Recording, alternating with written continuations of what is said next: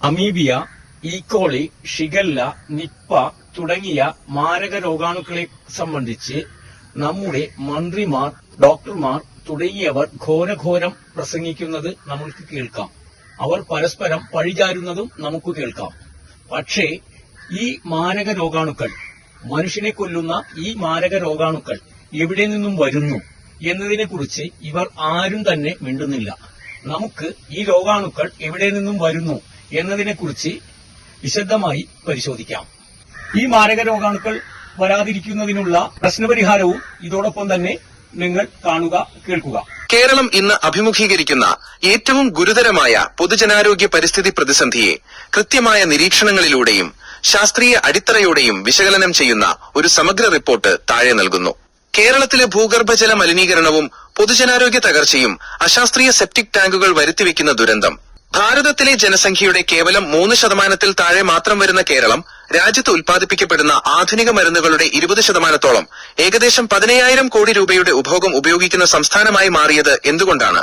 ഉയർന്ന സാക്ഷരതയും ആരോഗ്യബോധവും ഉണ്ടെന്ന് അവകാശപ്പെടുമ്പോഴും എന്തുകൊണ്ടാണ് മലയാളി മാറാരോഗങ്ങളുടെയും മാരകമായ പകർച്ചവ്യാധികളുടെയും പിടിയിൽ അമരുന്നത്?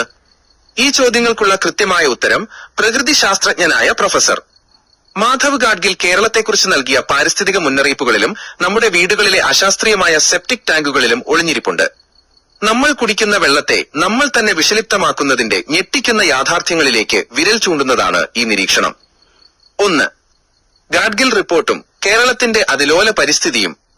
മാധവ് ഗാഡ്ഗിൽ കമ്മിറ്റി റിപ്പോർട്ടിൽ വ്യക്തമാക്കിയതുപോലെ സവിശേഷമായ ഭൂപ്രകൃതിയുള്ള കേരളം പാരിസ്ഥിതികമായി അതീവ ജാഗ്രത പുലർത്തേണ്ട ഒരു പ്രദേശമാണ്, ഇക്കോളജിക്കലി സെൻസിറ്റീവ് ഏരിയ. കനത്ത മഴ ലഭിക്കുന്ന ഭൂഗർഭ ജലനിരപ്പ് വളരെ ഉയർന്ന നിലയിലുള്ള ഹൈ വാട്ടർ ടേബിൾ ചരിവുകളുള്ള ഈ മണ്ണിൽ പ്രകൃതിദത്തമായ നൈട്രജൻ ചക്രം, നൈട്രജൻ സൈക്കിൾ കൃത്യമായി നടക്കേണ്ടതുണ്ട്. എന്നാൽ ഇതിന് വിരുദ്ധമായി കേരളത്തിലെ ലക്ഷക്കണക്കിന് അശാസ്ത്രീയ സെപ്റ്റിക് ടാങ്കുകളിൽ നിന്ന് പ്രതിദിനം ടൺ കണക്കിന് നൈട്രജൻ സംയുക്തങ്ങളും പോഷക മൂല്യങ്ങളും ന്യൂട്രിയൻസ്, മാരക രോഗാണുക്കളും അടങ്ങിയ ലിക്വിഡ് മന്യൂർ ആണ് നമ്മുടെ ഭൂഗർഭജലത്തിലേക്ക് നേരിട്ട് ഒഴുക്കിവിടുന്നത്. ഇത് മണ്ണിലെ സ്വാഭാവിക സമനില തെറ്റിക്കുകയും കുടിവെള്ള സ്രോതസ്സുകളെ മലിനമാക്കുകയും ചെയ്യുന്നു.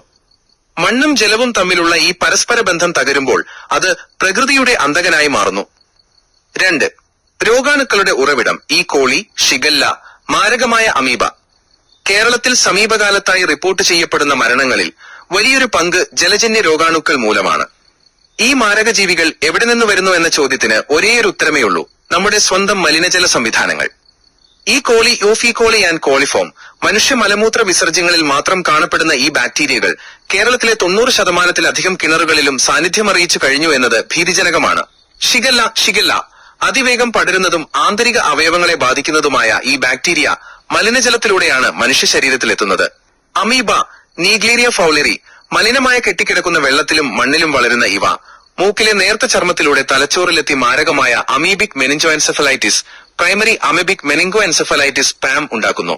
കേരളത്തിൽ സമീപകാലത്തായി 60ഓളം പേർ ഈ രോഗം ബാധിച്ച് ദാരുണമായി മരണമടയുകയും 500ഓളം പേർ ചികിത്സയിലാവുകയും ചെയ്ത പശ്ചാത്തലത്തിൽ ഇതിന്റെ പ്രധാന ഉറവിടം സെപ്റ്റിക് ടാങ്കുകളിൽ നിന്നുള്ള മലിനജലമാണെന്ന കണ്ടെത്തൽ അതീവ ഗുരുതരമാണ്. 3. അശാസ്ത്രീയ സെപ്റ്റിക് ടാങ്കുകളുടെ രസതന്ത്രം, കെമിസ്ട്രി ഓഫ് ഫെയിലിയർ.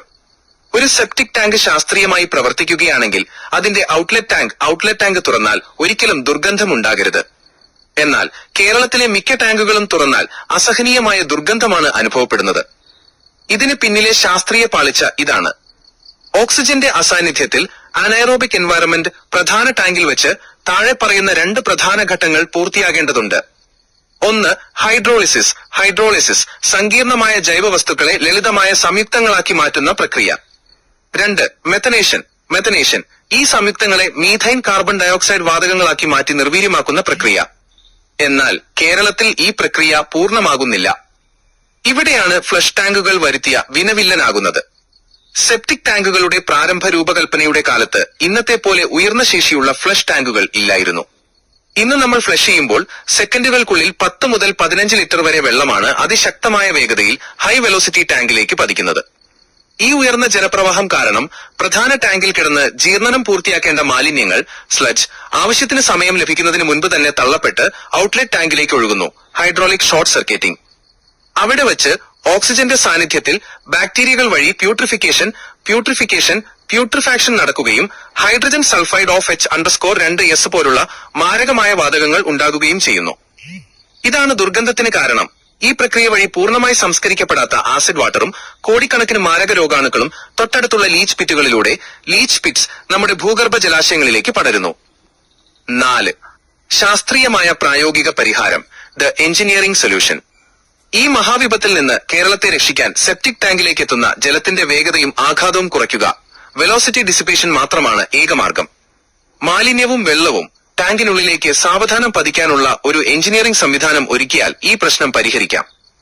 ഡിസൈൻ നിർദ്ദേശം, ബാഫിൾ പൈപ്പ് സിസ്റ്റം. സെപ്റ്റിക് ടാങ്കിന്റെ ഇൻലെറ്റ് 4 ഇഞ്ച് PVC പൈപ്പിൽ പ്രത്യേക ക്രമീകരണത്തിൽ സുഷിരങ്ങളിട്ട സംവിധാനം പെർഫോറേറ്റഡ് ബാഫിൾ പൈപ്പ് നിർമ്മിക്കുക. ഫ്ലഷ് ടാങ്കിൽ നിന്ന് കുതിച്ചുവരുന്ന വെള്ളം നേരിട്ട് പ്രധാന ടാങ്കിലെ മാലിന്യത്തെ ഇളക്കിമറിക്കാതെ ഈ പൈപ്പിലെ സുഷിരങ്ങളിലൂടെ വേഗത കുറഞ്ഞ് സാവധാനം ടാങ്കിലേക്ക് ഒഴുകിയിറങ്ങുന്നു. ഇതിന്റെ ഗുണങ്ങൾ: ഇൻക്രീസ്ഡ് ഹൈഡ്രോളിക് റിട്ടൻഷൻ ടൈം, ജൈവമാലിന്യങ്ങൾക്ക് ടാങ്കിൽ തങ്ങി നിൽക്കാൻ ആവശ്യത്തിന് സമയം ലഭിക്കുന്നു. ഹൈഡ്രോളിസിസും മെത്തനേഷനും പ്രധാന ടാങ്കിൽ വെച്ച് തന്നെ പൂർണ്ണമായി നടക്കുന്നു. ഔട്ട്ലെറ്റ് ടാങ്കിലേക്ക് ദുർഗന്ധമോ രോഗാണുക്കളോ എത്തുന്നില്ല. ശുദ്ധീകരിക്കപ്പെട്ട ജലം മാത്രം ഭൂമിയിലേക്ക് ഇറങ്ങുന്നതിനാൽ ഭൂഗർഭജലം പൂർണ്ണമായും സുരക്ഷിതമായിരിക്കും. 5. അടിയന്തരമായി നടപ്പിലാക്കേണ്ട സർക്കാർ പദ്ധതികൾ. കേരളത്തിലെ ലക്ഷക്കണക്കിന് വരുന്ന ജനങ്ങളുടെ ജീവൻ രക്ഷിക്കാനും മരുന്ന് മാഫിയകളുടെ ചൂഷണത്തിൽ നിന്ന് നമ്മുടെ നാടിനെ മോചിപ്പിക്കാനും ജലസ്രോതസ്സുകളുടെ ശുദ്ധി വീണ്ടെടുത്തേ തീരൂ. ഇതിനായി സർക്കാർ താഴെ പറയുന്ന 2 അടിയന്തര നടപടികൾ സ്വീകരിക്കേണ്ടതുണ്ട്. 1. തദ്ദേശ സ്വയംഭരണ ആരോഗ്യ വകുപ്പുകളുടെ ഉത്തരവ്. മുകളിൽ വ്യക്തമാക്കിയ വസ്തുതകൾ മുൻനിർത്തി പുതിയതായി നിർമ്മിക്കുന്നതും നിലവിലുള്ളതുമായ സെപ്റ്റിക് ടാങ്കുകളിൽ 4 ഇഞ്ച് PVC പൈപ്പ് ഉപയോഗിച്ചുള്ള ഈ വേഗത നിയന്ത്രണ സംവിധാനം ബാഫിൾ സിസ്റ്റം നിർബന്ധമാക്കുവാൻ ആരോഗ്യ വകുപ്പും തദ്ദേശ സ്വയംഭരണ വകുപ്പും അടിയന്തര ഉത്തരവ് പുറപ്പെടുവിക്കുക. 2. കൃഷിവകുപ്പിന്റെ ഇടപെടലും ദ്രാവക ജൈവവള നിർമ്മാണവും. പ്രകൃതിയിലെ നൈട്രജൻ സൈക്കിൾ കൃത്യമായി നിലനിർത്തുവാൻ സെപ്റ്റിക് ടാങ്കിൽ നിന്നും പുറത്തുവരുന്ന നൈട്രജൻ സമ്പുഷ്ടമായ ലിക്വിഡ് മാന്യൂർ ഭൂഗർഭജലത്തിലേക്ക് ഒഴുകാൻ അനുവദിക്കാതെ ശാസ്ത്രീയമായി ശേഖരിക്കണം. വിശദമായ പഠനങ്ങളിലൂടെ ഇതിനെ പൂർണ്ണമായും രോഗാണുവിമുക്തമാക്കി ഉയർന്ന ഗുണനിലവാരമുള്ള ദ്രാവക ജൈവവളമാക്കി മാറ്റി കൃഷിക്കാർക്ക് സൗജന്യമായി വിതരണം ചെയ്യാൻ കൃഷിവകുപ്പ് പദ്ധതി തയ്യാറാക്കണം. നമ്മുടെ വീടുകളിലെ ഒരു ചെറിയ അശ്രദ്ധ വലിയൊരു ജനതയെ രോഗികളാക്കി മാറ്റുന്ന കാഴ്ചയ്ക്കാണ് കേരളം സാക്ഷ്യം വഹിക്കുന്നത്. അശാസ്ത്രീയമായ സെപ്റ്റിക് ടാങ്കുകൾ മാറ്റിയെടുക്കുക എന്നത് കേവലം ഒരു വ്യക്തിഗത ആവശ്യമല്ല, മറിച്ച് നാടിന്റെ നിലനിൽപ്പിനായുള്ള സാമൂഹിക പോരാട്ടമാണ്. ഈ സന്ദേശം ഓരോ മലയാളിയിലേക്കും എത്തിക്കാൻ നാം ഏവരും കൈകോർക്കേണ്ടതുണ്ട്. കൂടുതൽ ജനശ്രദ്ധയിലേക്കും അധികാരികളുടെ കണ്ണുകളിലേക്കും എത്തുന്നതിനായി ഈ ശാസ്ത്രീയ നിരീക്ഷണം പരമാവധി പങ്കുവയ്ക്കുക. നിങ്ങളുടെ വിലയേറിയ അഭിപ്രായങ്ങൾ അറിയിക്കുക. തയ്യാറാക്കിയത് ജോയ്.